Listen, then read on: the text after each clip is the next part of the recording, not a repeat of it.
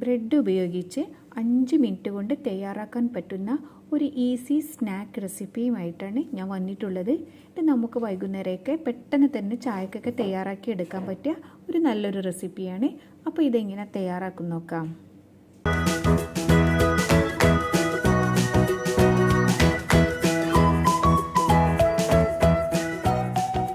ഇതിലേക്ക് മെയിനായിട്ട് വേണ്ടത് ബ്രെഡ് തന്നെയാണ്. അപ്പോൾ നിങ്ങൾക്ക് എത്രയാണോ വേണ്ടത് അത്ര എടുക്കാം. ഞാനിവിടെ ഏകദേശം ഒരു 6 പീസ് എടുക്കുന്നുണ്ട്. അപ്പോൾ ബ്രെഡ് നമുക്ക് ആദ്യം ഒന്ന് കട്ട് ചെയ്തെടുക്കണം. അപ്പോൾ അതൊക്കെ നിങ്ങളുടെ ഇഷ്ടത്തിനനുസരിച്ച് കട്ട് ചെയ്യാം. ഞാനിവിടെ ഒരു ബ്രെഡ് 4 പീസായിട്ടാണ് കേട്ടോ കട്ട് ചെയ്തെടുക്കുന്നത്. നിങ്ങൾക്ക് വേണമെങ്കിൽ ട്രയാങ്കിൾ ഷേപ്പിൽ വേണമെങ്കിൽ ട്രയാങ്കിൾ ഷേപ്പിൽ കട്ട് ചെയ്തെടുക്കാം. സൈഡ് വേണമെങ്കിൽ നിങ്ങൾക്ക് കളയാവുന്നതാണ്. ഞാനിവിടെ സൈഡൊന്നും കളയുന്നില്ല കേട്ടോ. അപ്പോൾ ഈ ഒരു വിധത്തിലാണ് ഞാനിവിടെ കട്ട് ചെയ്തെടുത്തിട്ടുള്ളത്. ബാക്കിയുള്ള ബ്രെഡും ഇതേപോലെ തന്നെ നമുക്ക് കട്ട് ചെയ്തിട്ട് മാറ്റി വെക്കാം. ഇനി നമുക്കിതിലേക്ക് ഒരു ബാറ്റർ ഒന്ന് റെഡിയാക്കി എടുക്കണം. അതിനായിട്ട് ഒരു ബൗൾ എടുത്തിട്ട് ഇതിലേക്ക് നമുക്ക് 1 കപ്പ് കടലമാവ് ചേർത്ത് കൊടുക്കാം. അതായത് കടലപ്പൊടി കേട്ടോ. ഇതിലേക്ക് ഞാൻ 1/4 കപ്പ് സവാള ചെറുതായിട്ട് കൊത്തിയരിഞ്ഞത് ചേർത്ത് കൊടുത്തിട്ടുണ്ട്. ഇതിനോടൊപ്പം തന്നെ നമുക്ക് എരിവിന് ആവശ്യമായിട്ടുള്ള പച്ചമുളക് ചെറുതായിട്ട് കൊത്തിയരിഞ്ഞ് ചേർത്ത് കൊടുക്കാം. അതുപോലെ തന്നെ കുറച്ച് മല്ലിയിലയും കുറച്ച് കറിവേപ്പിലയും ചെറുതായിട്ട് അരിഞ്ഞിട്ട് ചേർത്ത് കൊടുക്കണം. അതുപോലെ തന്നെ ചെറിയൊരു കഷ്ണം ഇഞ്ചി ചെറുതായിട്ട് അരിഞ്ഞതും കൂടി ചേർത്ത് കൊടുക്കാം. ഇതിലേക്ക് ഒരു 1/4 ടീസ്പൂൺ മഞ്ഞൾപ്പൊടി, 1/2 ടീസ്പൂൺ മുളക് പൊടി, പിന്നെ ഒരു 2 നുള്ള് കായപ്പൊടി ചേർത്ത് കൊടുക്കണം. അത് ചേർക്കുമ്പോൾ നല്ലൊരു ടേസ്റ്റാണ് കേട്ടോ. ഇനി ഇതിലേക്ക് നമുക്ക് പാകത്തിന് ഉപ്പ് ചേർത്ത് കൊടുക്കാം. ഇതെല്ലാം കൂടി നമുക്കൊന്ന് കുഴച്ചെടുക്കണം. അപ്പോൾ കുറച്ച് വെള്ളം ഒഴിച്ചിട്ട് കുഴച്ചെടുത്താൽ മതി. ഒറ്റയടിക്ക് ഒരുപാട് വെള്ളം ഒഴിച്ച് കൊടുക്കരുത് കേട്ടോ. നമുക്കൊരു ദോശമാവിൻ്റെ ഒരു പരുവത്തിലാണ് വേണ്ടത്.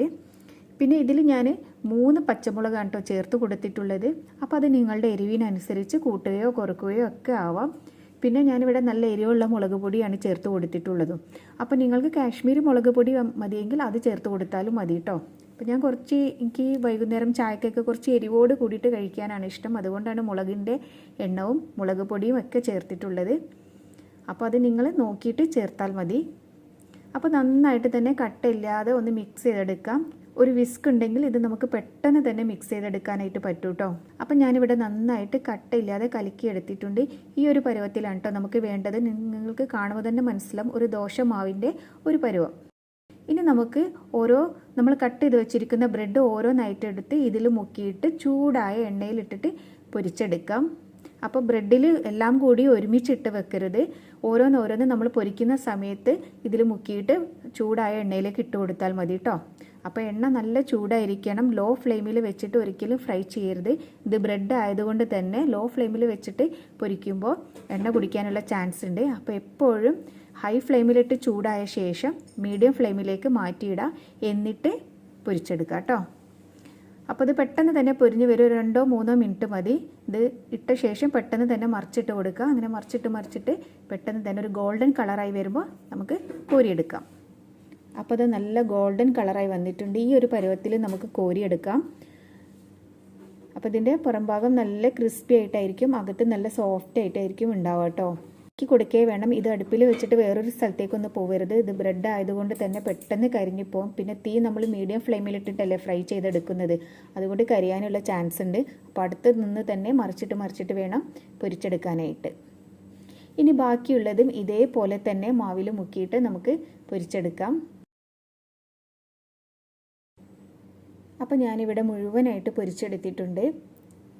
നല്ല ചൂടുണ്ട്. നല്ല ചൂടോട് കൂടി തന്നെ ഇത് കഴിക്കാനായിട്ട് ശ്രമിക്കുക. നല്ല കട്ടൻ ചായയുടെ കൂടെ അടിപൊളിയാണ്. കുറച്ച് സ്പൈസി ആയതുകൊണ്ട് തന്നെ എല്ലാവർക്കും ഇഷ്ടമാവും. പുറം ഭാഗം നല്ല ക്രിസ്പിയും അകത്ത് നല്ല സോഫ്റ്റ് ആയിട്ടാണ് ഇരിക്കുന്നത്. നല്ല ചൂടുണ്ട്. അതുകൊണ്ട് എനിക്ക് നിങ്ങൾക്ക് മുറിച്ച് കാണിച്ചു തരാനായിട്ട് പറ്റുന്നില്ല. അത് ഇത്തിരി ചൂടാറിയിട്ടുണ്ട്. ഇത് ഞാൻ കട്ട് ചെയ്തിട്ട് കാണിച്ചു തരാം. കണ്ടോ, ഉള്ളിൽ നല്ല സോഫ്റ്റ് ആയിരിക്കും, അത് പുറത്ത് ഇത്തിരി ക്രിസ്പി ആയിട്ടായിരിക്കും ഉണ്ടാവുക. ഇതിലേക്ക് നിങ്ങൾക്ക് വേണമെങ്കിൽ ഒരു 1-2 ടീസ്പൂൺ അരിപ്പൊടി വേണമെങ്കിൽ ചേർത്ത് കൊടുക്കാം കേട്ടോ. അപ്പോൾ ഒന്നുകൂടെ ക്രിസ്പി ആയിട്ട് നിൽക്കും. ഞാനിവിടെ അരിപ്പൊടിയൊന്നും ചേർത്ത് കൊടുത്തിട്ടില്ല. അപ്പോൾ പെട്ടെന്ന് തന്നെ നമുക്ക് വൈകുന്നേരം ചായക്ക് ഇത് റെഡിയാക്കി എടുക്കാം.